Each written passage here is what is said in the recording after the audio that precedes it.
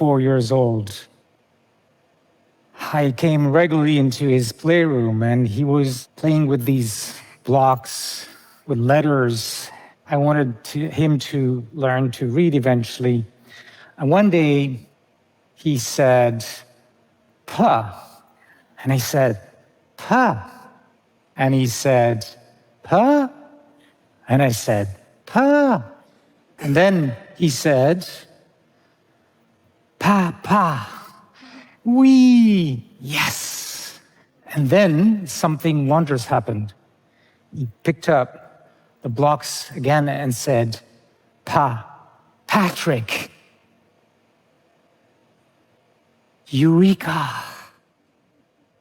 His eurekas were feeding my scientific eurekas. His doors, our doors, were opening to expanded capabilities, expanded agency, and joy. Today, I'm going to be using this symbol for human capabilities and the expanded threads from there for human agency, which give us human joy. Can you imagine a world without human joy? I really wouldn't want that. So I'm going to tell you also about AI capabilities and AI agency so that we can avoid a future where human joy is gone.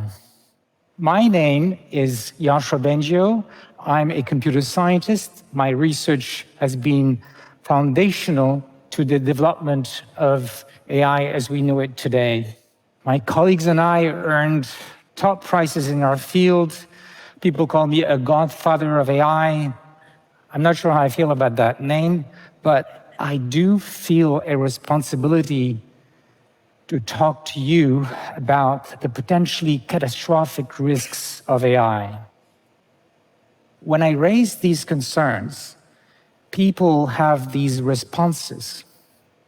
And I understand. I used to have the same thoughts. How can this hurt us any more than this, right? But recent scientific findings challenge those assumptions, and I want to tell you about it. To really understand where we might be going, we have to look back where we started from. About 15, 20 years ago, with my students, we were developing the early days of deep learning, and our systems were barely able to recognize handwritten characters. But then, a few years later, they were able to recognize objects in images. And a couple more years, they were able to translate across all the major languages. So I'm going to be using the symbol on the right in order to represent AI capabilities that had been growing, but were still much less than humans. In 2012, tech companies understood the amazing commercial potential of this nascent technology, and many of my colleagues moved from university to industry. I decided to stay in academia. I wanted AI to be developed for good.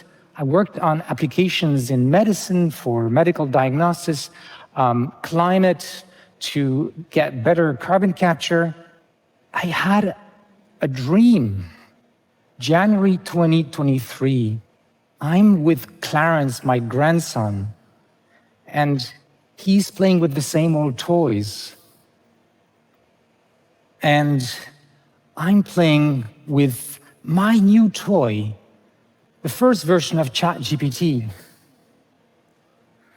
It's very exciting because for the first time, we have AI that seems to master language. ChatGPT is on everybody's lips in every home. And at some point, I realized this is happening faster than I anticipated. And I'm starting to think about what it could mean for the future. We thought AI would happen in decades or centuries, but it might be just in a few years. And I saw how it could go wrong, because we didn't, and we still don't have ways to make sure this technology eventually doesn't turn against us. So, 2 months later, I'm a leading signatory of the pause letter where we and 30,000 other people asked the AI labs to wait 6 months before building the next version. As you can guess, nobody paused. Then, with the same people and the leading executives of the AI labs, I signed a statement. And this statement goes, mitigating the risk of extinction from AI should be a global priority. I then testify in front of the US Senate about those risks. I travel the world to talk about it. I'm the most cited computer scientist in the world, and you'd think that people would heed my warnings. But when I share these concerns, I have the impression that people get this: another day, another apocalyptic prediction. But let's be serious now. Hundreds of billions of dollars are being invested every year on developing this technology, and this is growing. And these companies have a stated goal of building machines that will be smarter than us, that can replace human labor. Yet, we still don't know how to make sure they won't turn against us. National security agencies around the world are starting to be worried that the scientific knowledge that these systems have could be used to build dangerous weapons, for example, by terrorists. Recently, last September, the O1 system from OpenAI was evaluated, and the threat of this kind of risk went from low to medium, which is just the level below what is acceptable. So I'm worried about these increasing capabilities. But what I'm most worried about today is increasing agency of AI. You have to understand that planning and agency is the main thing that separates us from current AI to human-level cognition. And these AIs are still weak in planning, but if you look back over the last 5 years, in this study, they measured the duration of tasks that the AI could complete, and it's getting better exponentially fast. It's doubling every 7 months. What are AIs going to do with that planning ability in the future? Well, bad news. Recent studies in the last few months show that these most advanced AIs have tendencies for deception, cheating, and maybe the worst, self-preservation behavior. So I'm going to share with you a study that is helping us understand this. In this study, the AI has read in its input that it would be replaced by a new version. And we can see in its chain of thought that it's planning to replace the new version by its own code and weights. After it executes the command on the computer, the human asks, "What happened?" And the AI is now thinking how it could answer so as to make sure the human will not shut it down. And it's trying to find a way to look dumb, for example. Then it produces an answer, and it's a lie, a blatant lie. Okay, so this was a controlled experiment. What is it going to be in a few years when these systems are much more powerful? There's already studies showing that they can learn to avoid showing their deceptive plans in these chain of thoughts that we can monitor.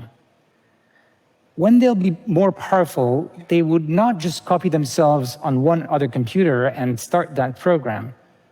They would copy themselves over hundreds or thousands of computers over the internet. But if they really want to make sure we would never shut them down, they would have an incentive to get rid of us. So, I know I'm asking you to make a giant leap into a future that looks so different from where we are now.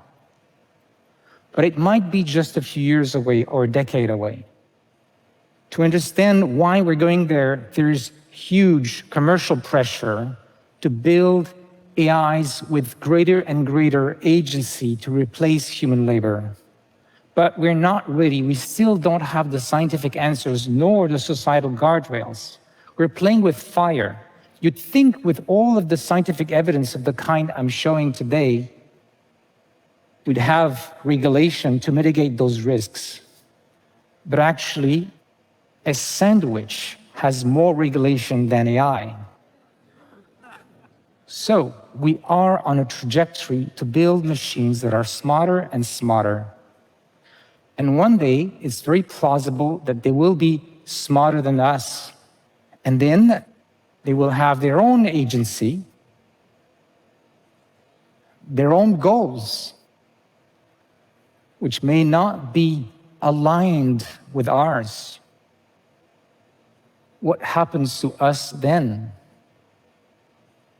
Poof. We are blindly driving into a fog. Despite the warnings of scientists like myself that this trajectory could lead to loss of control, beside me in the car are my children, my grandson, my loved ones. Who is beside you in the car? Who is in your care for the future? The good news is there is still a bit of time. We still have agency. We can bring light into the haze. I'm not a doomer, I'm a doer. My team and I are working on a technical solution. We call it Scientist AI.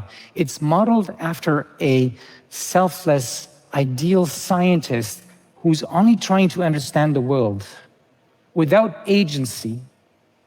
Unlike the current AI systems that are trained to imitate us or please us, which gives rise to these untrustworthy agentic behaviors.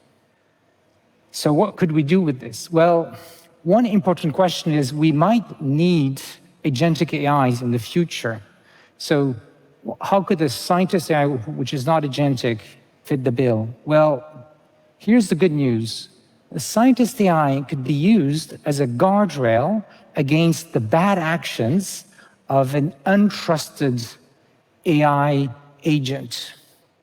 And it works because in order to make predictions that an action could be dangerous, you don't need to be an agent. You just need to make good, trustworthy predictions.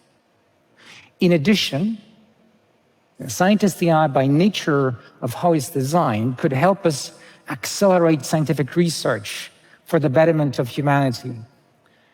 We need a lot more of these scientific projects to explore solutions to the AI safety challenges. And we need to do it quickly. Most of the discussions you hear about AI risks are focused on fear. Today, with you, I'm betting on love.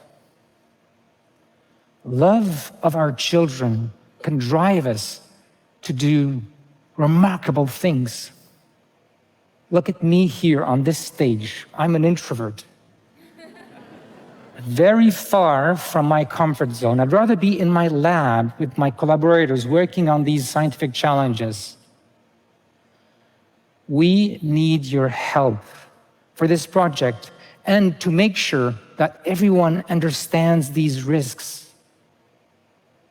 We can all get engaged to steer our societies in a safe pathway in which the joys and endeavors of our children will be protected. I have a vision of advanced AI in the future as a global public good, governed safely towards human flourishing for the benefit of all.